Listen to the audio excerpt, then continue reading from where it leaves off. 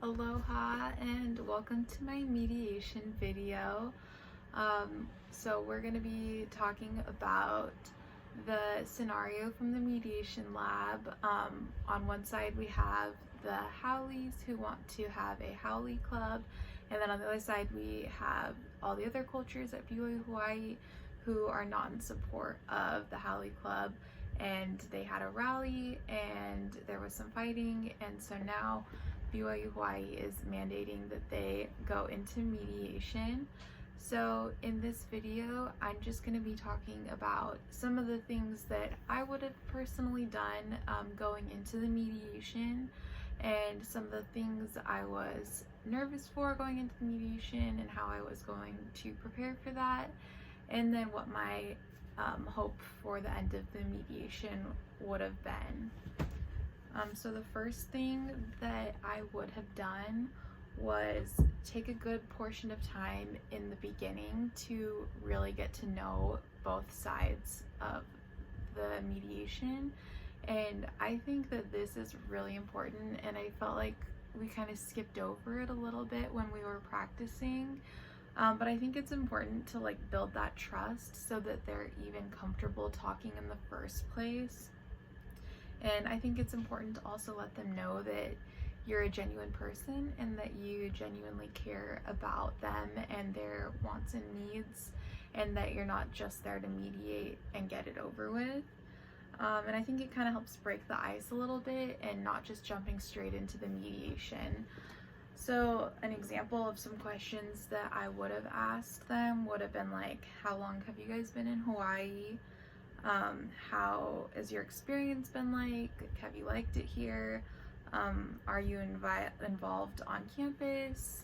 And what kind of clubs are you joined in, or would you be interested in joining? Just to kind of get an idea for their campus life and how involved they are as a student. And one of the theories that we talked about in class that I felt fit in with this was the idea of seeing people as people, which we talked a lot about in Chad Ford's Dangerous Love book.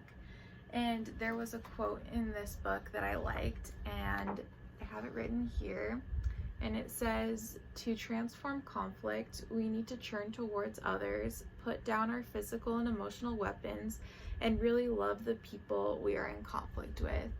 And I like this quote because I think it emphasizes that we need to see people as people in order to help them, and we can't help people if we're viewing them as an enemy. And it also goes into the idea of dangerous love and how it's scary and not easy to love people we're in conflict with, but it's essential for dealing with conflict.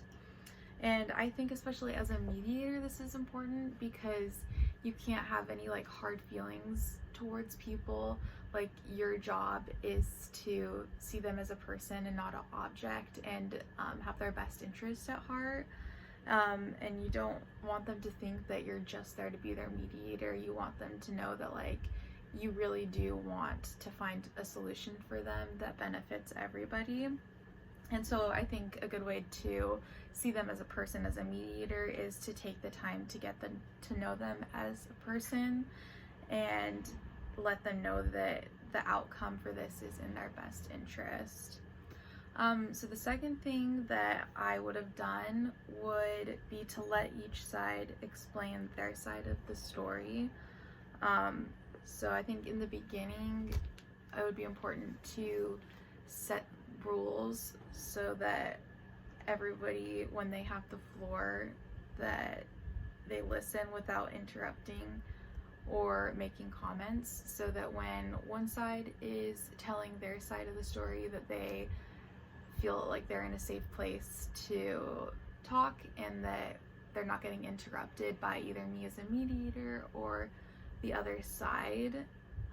And then after listening to one side, I think it's important as a mediator to repeat back to them what they said, and that way you can make sure that you understood what they said and they know that you were listening to them, and then they can correct you if you didn't understand something correctly.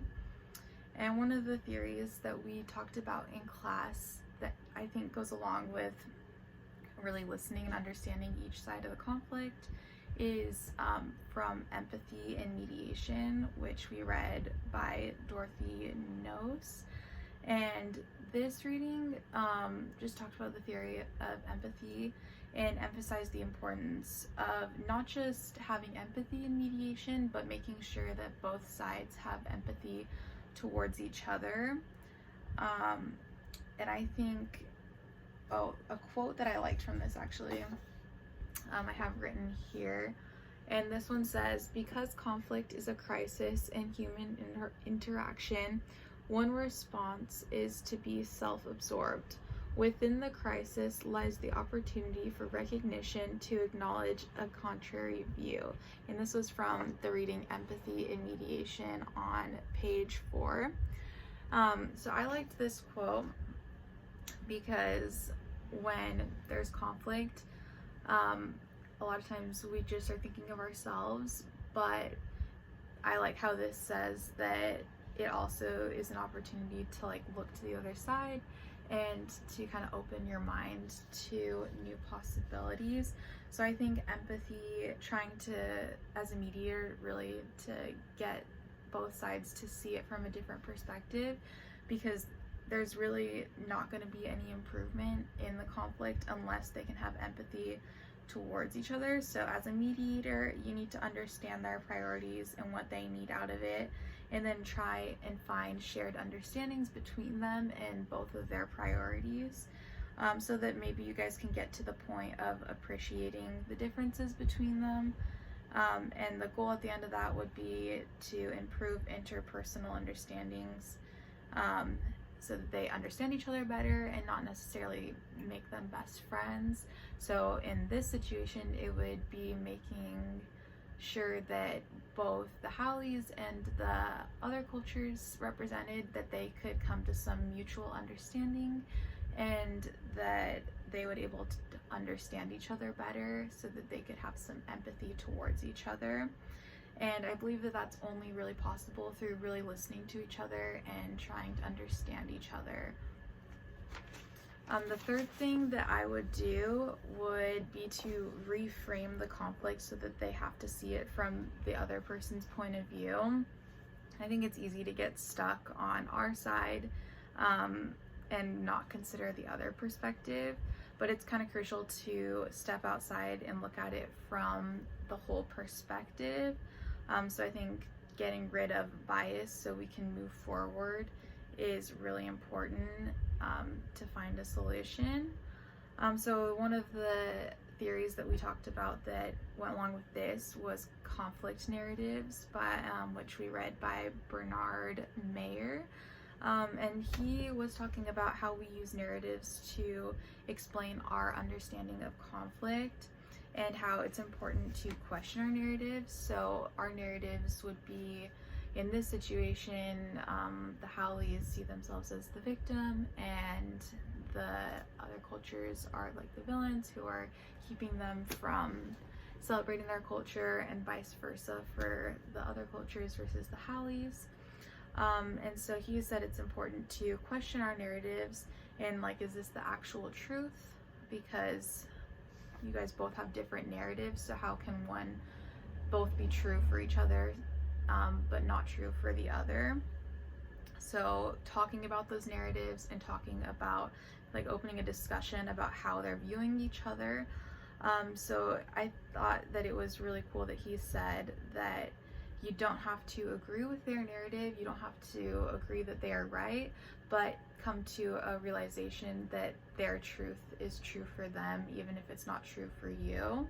And so being able to recognize how somebody could see it from a different perspective.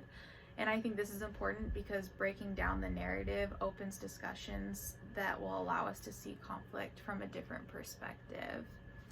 So those are the things that I would have done. Some of the fears I had going into this was not knowing what to say when talking to them. But I think one of the things you can do is just come as prepared as you can. study the conflict as well as you can, and come with questions and like an outline ready so you kind of know how it's going to go. Another thing I was kind of nervous about was not being able to stay neutral as the mediator.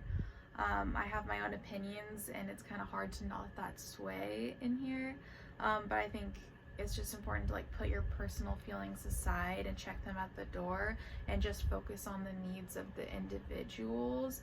And something I liked that someone said in class was to do everything evenly. So if you ask something to one side, ask it to the other side, and that was something that I planned on doing during the mediation to help with that. And another thing was that the participants wouldn't be cooperative and they would make it really difficult. So my solution to that was just to take that time in the beginning, like I said, to get to know them and to build that trust so that they would be more willing to work with me as a mediator, and just making sure to create a safe place for them to talk and feel like they can open up. And my end goal for this was not to find a solution for them or to be their decision maker. I wasn't trying to be the judge in the mediation. My goal was to open their mind to a new way of thinking about the conflict and to give them the tools to be able to kind of work through the problem on their own and to be able to find a solution that would benefit both of them after their minds had been opened a little bit about it.